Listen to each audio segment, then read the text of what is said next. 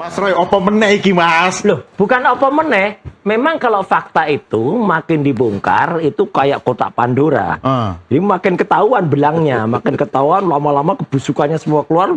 Tahu-tahu nanti di dalamnya ada Medusa. Medusa tuh cewek berkepala ular gitu. Jadi makin muncul. Anda nggak percaya sama institusi kepolisian kita? Kita harus percaya sebenarnya. Tapi kalau kemudian hasil Ngomong saja tidak percaya, ngapain susah-susah bahasanya. Ketika mata telanjang Anda melihat dan Anda bisa dengan yakin bicara, emang Mas Roy itu sudah memiliki kemampuan forensik secara mata telanjang begitu? Ya alhamdulillah Mas, kalau dikatakan lebih dari 30 tahun saya udah dunia itu nih Mas. 30 tahun yang lalu ya, itu saya itu udah Penglihatan udah sebanding dengan forensik, dilihat saja sudah tahu bahwa itu palsu. Sebenarnya nggak perlu lagi apa yang kemarin dikeluarkan, diuji, nggak perlu, cukup dilihat saja kan sudah cukup. Jadi buat apa keluar-keluar uji forensik di tempat lain? Dudi sendiri juga udah mengatakan kemampuan Anda itu melebihi dari forensik.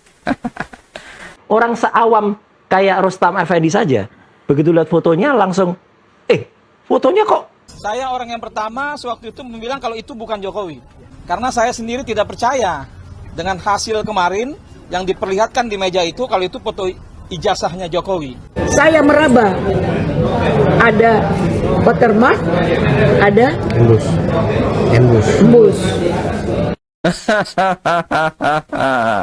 Jadi nggak perlu lagi forensik, cukup dilihat aja palsu. Dasar manusia seperti ini, apakah masih bisa dipegang suaranya? Apakah masih bisa dipegang ucapannya? Kalau misalnya Anda gatal, silakan saja kirim komentar Anda sebanyak-banyaknya. Oke, kita langsung saja lihat videonya. Mas Roy, opo meneh iki, Mas? Loh, bukan apa meneh. Memang kalau fakta itu makin dibongkar itu kayak kotak Pandora. Jadi makin ketahuan belangnya, makin ketahuan lama-lama kebusukannya semua keluar. Tahu-tahu nanti di dalamnya ada Medusa. Medusa tuh cewek berkepala ular gitu. Jadi makin muncul. Anda nggak percaya sama institusi kepolisian kita? Kita harus percaya sebenarnya. Tapi kalau kemudian hasil apa yang sudah dilakukannya oleh lapor itu ternyata di luar akal sehat, di luar nalar kita, ya kita kaget. Orang seawam kayak Rustam Effendi saja, begitu lihat fotonya langsung, fotonya kok cakep kali gitu, kok bagus banget, tajam banget. Saya begitu lihat foto juga langsung, nggak mungkin Mas, foto itu foto yang sudah dicetak 40 tahun yang lalu. Mas Doni mohon maaf, kita tahulah, kita dulu sama-sama di Jogja. 40 tahun yang lalu, studio foto di Jogja itu sangat-sangat terbatas dan mahal. Ya kan, ada Huasin, ada Likong, ada Star, ada Duta Arta. Zaman saya udah Duta dan Arta. Lah iya itu, sebelumnya Huasin, Likong mungkin sudah nggak ada. Tapi artinya mahasiswa pun jarang ke sana. Karena mahalnya bukan, nah makanya di UGM tuh banyak banget bertebaran yang namanya kios-kios afdruk yang di pinggir jalan, pakai lampu petromak. Apa bedanya dengan studio foto yang profesional? Kalau di sana keluar cetakannya, tapi itu nggak lebih dari 10-15 tahun biasanya sudah memudar. Itu kan mata telanjang Anda yang melihat, dan Anda protes tidak bisa dipegang, diterawang kayak uang gitu kan. Jadi kan sama kayak gini gitu loh. Tapi ketika mata telanjang Anda melihat dan Anda bisa dengan yakin bicara, emang Mas Roy itu sudah memiliki kemampuan forensik secara mata telanjang begitu? Ya alhamdulillah Mas, kalau dikatakan lebih dari 30 tahun saya udah dunia itu nih Mas. 30 tahun yang lalu ya, itu saya itu udah, nah ini juara 1 nasional loh Mas. Ini asli Roy Suryo? Asli, kalau ini asli Yup Afe. Saya tahu Pak Yup Afe. Ini Pak Agus Surono. Pak Agus Surono itu fotografernya Pak Jokowi. Hubungannya dengan kasus ijazah Pak Jokowi apa? Gini, orang dengan kemampuan memotret, kemampuan fotografis yang sudah puluhan tahun, pasti bisa langsung menebak, oh ini kualitasnya bagaimana, ini daya. Apalagi saya semenjak SMP Mas, dulu di SMP 5 tuh, saya ekskulnya memang elektro, tapi saya belajar pada Pak Siswanto, bagaimana cara kita mencetak dengan enlarger, dengan developer, dengan fixer. Jadi udah nih foto dari zaman dulu. Cuma gitu. Mas Roy pasti Anda tahu bahwa seseorang pasti hanya ingin melihat apa yang dia mau lihat. Tergantung mindset dan sudut pandang seseorang. Enggak. Kalau itu enggak. Saya benar-benar harus menyatakan, saya berusaha seobjektif mungkin. Jadi kalau itu misalnya, ijazahnya Resmond Sianipar saja, yang usianya baru 23 tahun lah, gitu Resmond lulus itu. Sudah saya lihat foto ijazahnya pun sudah mulai agak blur, sudah mulai agak memudar gitu. Lah ini ijazahnya seorang yang namanya Joko Widodo, tertulis di situ namanya Joko Widodo. Saya nggak bilang itu ijazah asli. Ada selembar kertas tulisannya Joko. Kok fotonya satu, udah nggak mirip dengan orangnya. Yang kedua, sangat-sangat amat terlalu tajam untuk sebuah Ya foto 40 mungkin karena tahun. dilakukan perawatan karena beliau menjadi Presiden Republik Indonesia Nggak. selama 2 periode. Nggak mungkin sebuah foto mau dirawat apapun ya. Kalau bahan kimia itu benar-benar digunakan waktu itu ya, tidak akan seperti itu. Dilaminati nggak yang Anda lihat? Enggak. Enggak. Jadi itu kayak dimasukkan plastik dan itu kan menambah keyakinan kita Ya. bahwa itu tidak mungkin masih bisa bertahan sedetail itu kecuali itu baru dicetak kira-kira 10 tahun yang Sampai lalu. detik ini Anda tetap hakul yakin. Hakul yakin. Oke, Pak Itu Mardiansyah, 99,9%. monggo komentarnya. Ini kan nggak mengherankan lah, Don, karena memang sejak awal saya sudah sampaikan juga, ketika Roy Suryo dan kawan-kawan itu teriak-teriak ya, perlihatkan saja, Sudah tunjukkan diperlihatkan. saja. Ya. Ya saya sudah sampaikan waktu itu. Ini kalaupun diperlihatkan, pasti ada soal lain lagi. Tidak akan menyelesaikan persoalan Karena palsu. yang dimaksud sama publik inginkan gitu.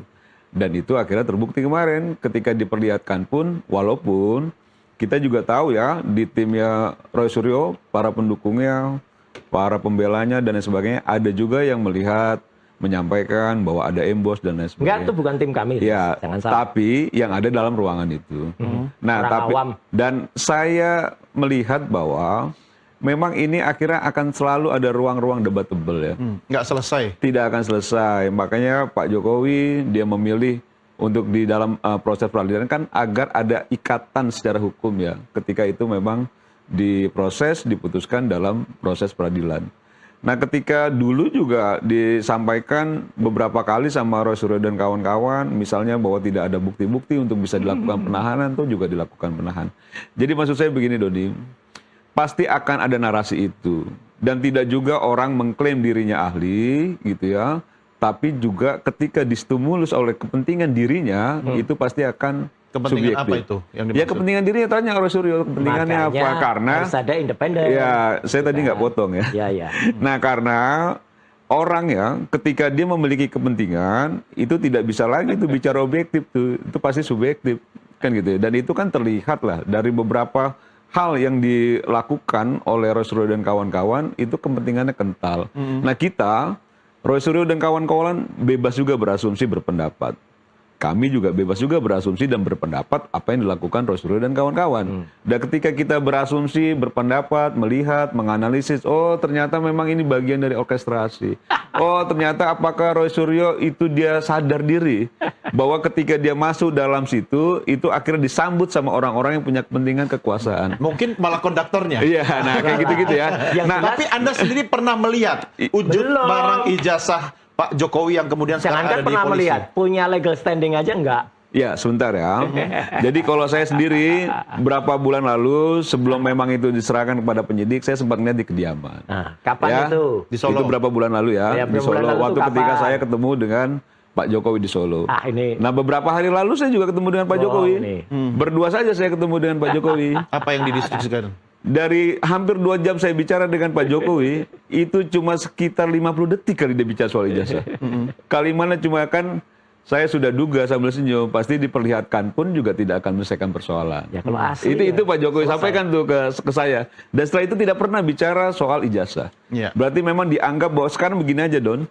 Kalau kita yang meyakini diri kita kuliah, diri kita sekolah, kan begitu ya. Diri kita mengikuti semua proses pembelajaran, dan itu kita memiliki ijazah, tentu mau jutaan orang pun menuding itu palsu, kita yakin sekali itu asli. Iya. Yang kedua, ketika orang yang mengeluarkan ijazah seperti UGM, itu sudah menyatakan bahwa sudah dia keluarkan ijazah Ya, dengan berbagai ini persyaratannya, kan begitu ya. Dan itu ijazah yang dipegang oleh Pak Jokowi itu adalah ijazah yang memang kami keluarkan dari UGM secara institusi.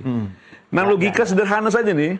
Ketika Pak Jokowi Salah, di tahun 80-an lalu gitu ya, dia memegang ijazah dari UGM setelah selesai kuliah, dia pegang itu ijazah, terus untuk apa dia palsukan lagi ijazah S1-nya kalau sudah ada wujud ijazahnya? Kecuali memang dia tidak memiliki ijazah gitu loh. Kecuali memang UGM menyatakan kami tidak Logikanya pernah Sri Mulat. mengeluarkan ijazah Pak Joko Widodo misalnya. Tapi kok Pak Joko Widodo punya, kecuali begitu ya. Iya. Kalau ini ketika pihak UGM secara terang-benderang menyampaikan bahwa kami memang mengeluarkan ijazah atas nama Joko Widodo. Dan ketika dia sudah punya ijazahnya, logika sederhananya secara akal sehat, untuk apa lagi memasukkan? Wujudnya sudah ada. Kecuali kalau memang tidak ada wujudnya. Nah ini yang menurut saya, publik pun pasti sudah sehat akalnya.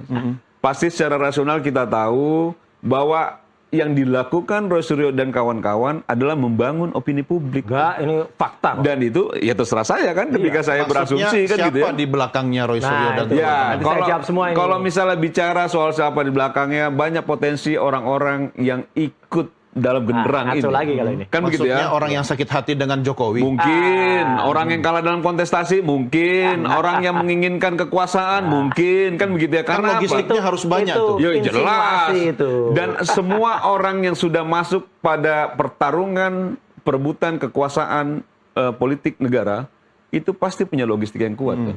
Itu pasti Oke, punya logistik. meski yang kuat. Anda Gini, sekarang gini. sudah tersangka loh. Gini, satu ya, ini sih nggak imbang, nggak apple to apple. Satu, saya lulusan UGM, dia tidak. Satu, saya punya legal standing, dia tidak. Ya, satu, saya punya, insya Allah punya kemampuan mau fotografi, mau komputer grafis dan lain sebagainya. Dan kami udah lihat dia tidak, gitu ya. Dan kemudian 23 Juli itu ijazah itu kertas itu konon itu sudah disita oleh kepolisian. Konon, saya bilang konon. Tapi kan lucunya ada banyak yang bohong setelah itu kan. Siapa yang 24 Oktober misalnya orang namanya Judi Ari, Oke. ya sama Damanik itu katanya lihat asli gitu. Diperlihatkan ijazah aslinya. Oh 23 Juli sudah tuh satu. Yang kedua orang namanya Andi Aswan dengan bohong banget itu dengan Joshua Sinambela di salah satu TV tanggal 19, tanggal 26 November. Bohong, mengatakan sekian asli. Yang terakhir Jokowi sendiri dalam wawancara dalam sebuah salah satu TV mengatakan pada tanggal 6 Desember ijazahnya saya pegang. Gimana bisa pegang ijazahnya semenjak 23 Juli? Jadi artinya apa? Semenjak kemarin ketika gelar perkara khusus itu justru membongkar banyak kepalsuan. Makanya sekarang kami terus kenceng ya gitu menyatakan bahwa ini jelas-jelas 99% palsu. Kalau tadi dikatakan ada yang melihat, walah orang itu kan sama sekali tidak punya tidak punya kemampuan atau bahkan awam dan kemudian Orang itu siapa maksudnya? ya maksudnya kan ada salah satu dari tim gitu ya. Bukan tim saya itu juga. Itu kan salah satu kuasa hukum yang orangnya juga bahkan belum diperiksa namanya Egy Sujana.